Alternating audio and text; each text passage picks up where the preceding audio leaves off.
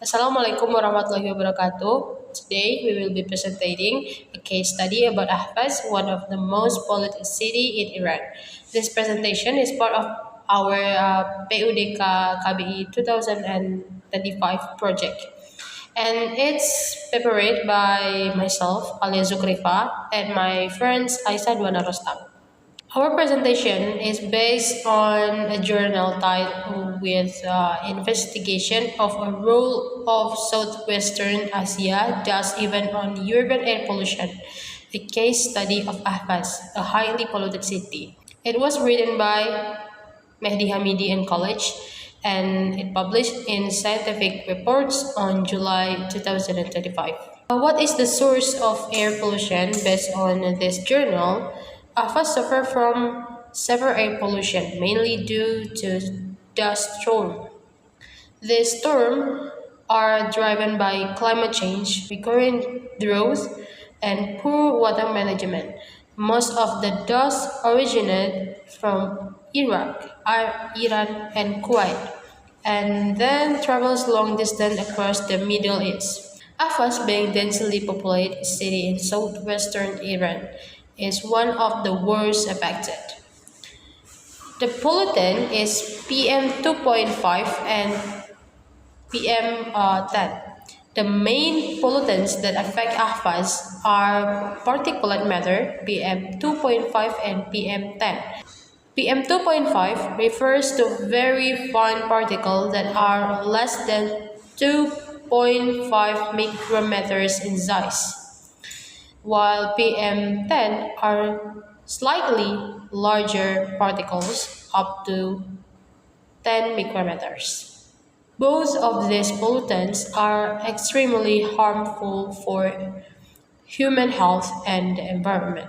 So, what is the impact of air pollution in based on Ahvaz? The impact of air pollution in Ahvaz can be grouped into three main categories. One, social and economic impact.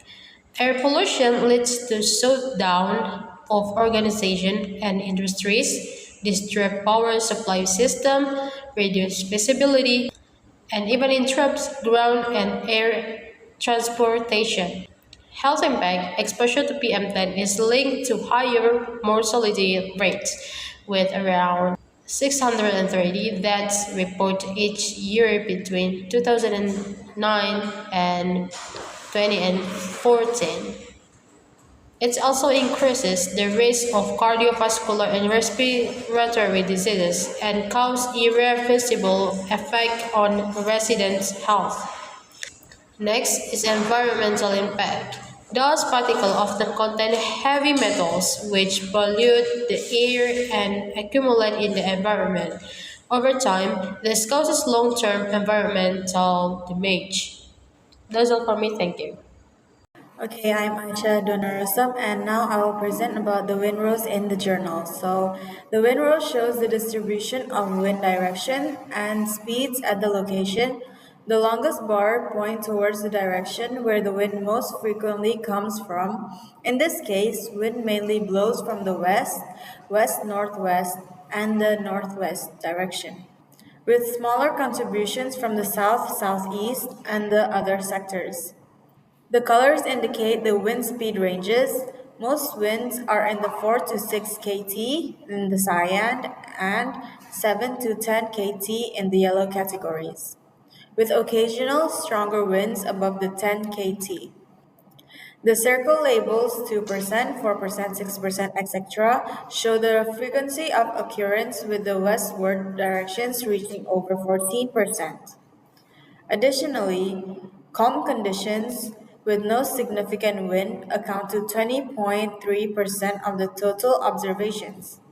Overall, the site experiences predominantly moderate winds from the north to northwest sector. The slide highlights how meteorological factors significantly influence air pollution in Ahvaz, particularly through dust transport.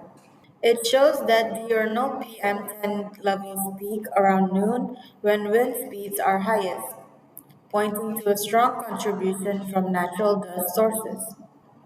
Seasonal winds, especially the summer shamal, carry dust from Iran and nearby deserts, while warm seasons intensify dust storms with coarse particles.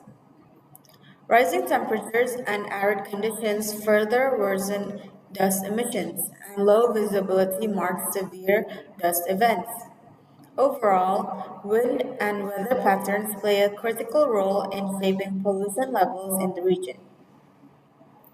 And finally, we have the recommendations to address air pollution in Ahvaz, emphasizing that dust suppression is essential to control regional dust storms. The study highlights the need for targeted interventions and regional cooperation, particularly between southern Iraq and southwestern Iran, as these areas are major dust sources. By implementing effective dust suppression strategies and working together, countries can reduce dust emissions, improve air quality, and lessen the impact of severe dust events. A coordinated approach is necessary to tackle high mineral dust pollution levels and achieve lasting improvements in air quality. That is all from us. I would like to apologize on behalf of all the mistakes and thank you for your attention. Wassalamualaikum warahmatullahi wabarakatuh.